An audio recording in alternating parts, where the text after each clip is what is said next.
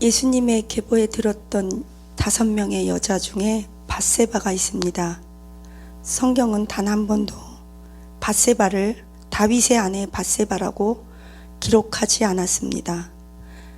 마태복음 1장에서도 예수님의 계보에 밧세바가 올랐지만 여전히 밧세바는 우리아의 아내라고 성경은 우리아에게 손을 들어주고 있습니다. 다윗은 굶주린 내면으로 인하여 너무나 이상하고 놀라운 취미가 하나 있었는데, 남의 아내 콜렉션 하는 것이 어떻게 보면 다윗의 취미였던 것 같습니다. 미갈도 이미 다른 데 시집가서 다른 남자랑 잘 살고 있는데도, 물론 다윗의 아내였긴 했지만 기어코 가서 데려옵니다. 밧세바도 우리아의 아내였는데 데려옵니다. 아비가일도 나발의 아내였습니다. 다윗은 처첩이 많았음에도 불구하고 자기의 부인을 결단코 남에게 빼앗기는 법이 없었고, 반면 다른 사람의 부인은 수단과 방법을 가리지 않고 자기 아내로 데려왔습니다. 이런 다윗도 어찌되었든 이스라엘에서 가장 위대한 왕으로 하나님은 인정해 주셨고, 이런 다윗에게 공권력에 못 이겨서, 왕이라는 공권력이 못 이겨서 왕궁으로 끌려가서 다윗으로부터 자신의 몸을 다윗 왕한테 헌납하는 성추행을 당했던 슬픈 여인 밧세바. 참 밧세바의 인생은 어떻게 생각하면 너무나 기구합니다. 우리아와 밧세바 사이에서 아이들이 있었는지는 모르겠지만 어쨌든 그의 남편 우리아는 매우 신실한 충성된 다윗의 군대 장관이었습니다. 그런데 다윗은 그 밧세바가 임신했다는 것을 알고 자기로 인하여 임신한 것을 감추기 위해서 우리아를 죽입니다. 밧세바 입장에서는 너무나 슬픈 일이고, 다윗과의 동침은 말 그대로 적과의 동침일 수 있습니다. 밧세바가 우리아를 얼마큼 사랑했을까? 제 생각에는 많이 사랑했을 것 같습니다. 왜냐하면 우리아는 너무나 멋진 남자였기 때문입니다. 둘 사이에 아기가 있었는지도 잘 모르겠지만 어찌되었든 둘은 부부였는데, 내 남편을 죽인 그 원수 같은 다윗하고 평생을 살아야만 했던 밧세바였습니다. 다윗이 우리아를 죽임으로 인하여 마태복음 1장에 우리아는 다윗과 같은 그 레벨로서 다윗, 우리아, 밧세바 이 3명의 명단이 수천 년이 지난 이후에도 여전히 마태복음 1장, 예수님의 족보장, 신약이 처음 시작되는 그곳에 기록하고 있다는 것입니다. 성경은 우리아를 언제나 밧세바의 아내라고, 그렇게 밧세바가 우리아의 아내라고 기록해주고 있습니다. 밧세바의 슬픔은 이것으로 끝나지 않습니다. 어느 날 우연히 정결례를 마쳤습니다. 그때 당시에는 구약의 율법에 의해서 여자가 경수를 할 때 7일간 부정하여 진 안에, 집 안에 들어가지 못하고 바깥에 머물러 있다가 정결례, 즉 목욕을 잘하고 집 안에 들어가야 했습니다. 이것을 통해서 볼 때 밧세바는 굉장히 신앙이 좋았던, 하나님의 율법을 잘 지켰던 정조 있던 여자였습니다. 어떤 목사님이 설교하는 것을 들었는데, 밧세바는 음란했다. 왜 목욕을 집안에서 안 하고 바깥에서 하느냐? 그것은 구약의 그 율법을 몰라서 그랬습니다. 어쨌든 다윗은 전쟁을 나가야 하는데도 불구하고 전쟁을 나가지 않고 태평성대를 누리다가 왕이 직접, 그때 당시에는 전쟁하는 시간에 군사들을 이끌고 전쟁을 나가지 않았습니다. 원래 그렇게 해야 하는데 자기의 직무유기였어요. 그러다 보니까 시간이 남고 등 따숩고 배부르니까, 배에 기름지니까, 나라가 태평성대를 이루니까, 하나님이 복을 주니까 이제 정신이 나가는 거예요. 그래서 다윗성을 어슬렁어슬렁 걸어 다니다가 참 마귀가 절묘해요. 지금으로 따지면 음란물 보게 된 거죠. 그냥 밧세바가 정결례를 행하는 거, 목욕하는 것을 보고 자기의 궁으로 돌아와서 앉으나 서나 그 생각만 났을 거예요 아마. 그러니까 불러왔겠죠. 내가 정결례를 마쳤느냐? 그건 묻잖아요. 뭐예요? 그렇게 하고 나서 잠자리를 하자마자 정결례를 마쳤기 때문에 그 시간 관계상 임신을 딱 한 거예요. 그러니까 내가 임신하였습니다 라고 밧세바가 사람을 통해서 다윗에게 알리자마자 우리아를 죽일 계획을 합니다.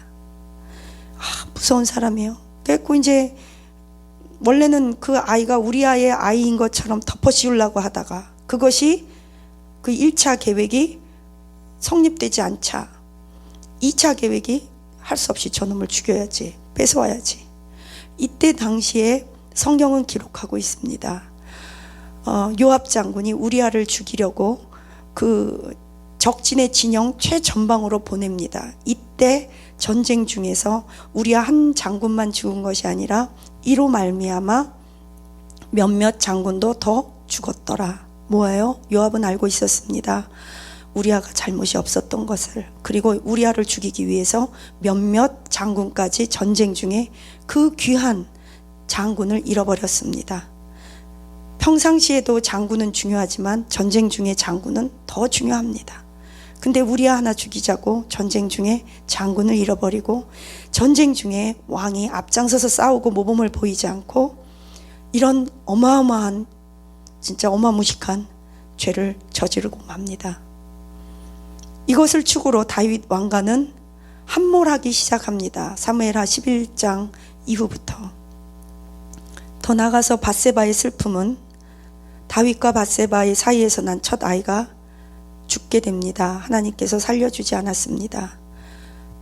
두 번째는 자기 남편도 죽었고 세 번째는 그 밧세바의 아버지가 아히도벨입니다. 아히도벨은 자기의 사위 우리아가 그렇게 공권력에 의해서 죽은 것을 보았습니다. 공권력에 못 이겨 자기 딸이 불러가서 성적으로 학대당하는 것을 보았습니다. 그리고 그 사이에서 난 첫 아들이 죽은 것을 보았습니다. 아히도벨은 천재적으로 지금으로 말하면 삼국지에 나오는 제갈공명 같은 사람입니다. 다윗의 책사였습니다. 병법에 능한 사람이었습니다. 다윗은 아히도벨을 얼마나 무서워했는지 압살롬의 반역이 일어났을 때 압살롬에게 다윗 왕궁을 빼앗기고 도망가면서 이렇게 말합니다. 여호와 하나님이여 아히도벨의 책략이 무산되게 하옵소서라고 무서워서 기도할 만큼 아히도벨을 무서워했습니다. 그는 머리가 번쩍번쩍거리는 사람이었습니다. 그때 당시에 아히도벨은 압살롬에게 아주 좋은 병법을 전략을 제공합니다. 제안했는데 압살롬이 무식해서 압살당하려고 그랬는지 아히도벨의 그 책략을 받아들이지 않게 되어 결국 압살롬을 약 4개월 정도 이후에 다윗은 물리치고 다시 다윗 왕궁으로 환궁할 수 있게 됩니다. 이때 아히도벨은 자기의 책략이 압살롬에게 수용되지 않자 이제 압살롬이 결국 죽고 압살롬이 패할 것을 이미 알고 있었습니다. 머리가 좋으니까. 그래서 자기의 책략이 받아들이지 않자 아히도벨은 고향으로 내려가서 자살을 합니다. 왜냐하면 반란군은 어차피 살아봤자 다윗 왕에게 처단될 것을 알고 있었기 때문에. 밧세바는요, 남편을 잃었고 아버지를 잃었고 자기 첫 아들을 잃었습니다. 그리고 그 원수 같은 다윗, 나를 학대하고 내 가족들을 산산조각 쑥대밭을 만드는 그 다윗을 남편으로 섬겨야만 했었습니다. 이런 밧세바가 첫 아이가 죽었을 때 방송대곡하고 울었습니다. 그때 다윗이 들어가 밧세바를 위로했다고까지 언급할 만큼 밧세바는 아들 하나 죽은 것 때문이 아니라 이래저래 슬픔이 가득 가슴에 응어리질 만큼 찼을 거고, 그렇다고 다윗에게 욕을 할 수도 없어요. 왕이니까. 우리가 지금이라도 같으면 딱이라도 한 대 때려버리고 이혼하자, 너 죽고 나 죽자, 신고해버린다, 고소하겠다라고 하겠지만, 인터넷 유튜브라도 올려보겠지만 그럴 수도 없는 상황이에요. 그때 다윗이, 밧세바가 할 수 있는 일은 우는 일이었습니다. 대성방곡하고 울었어요.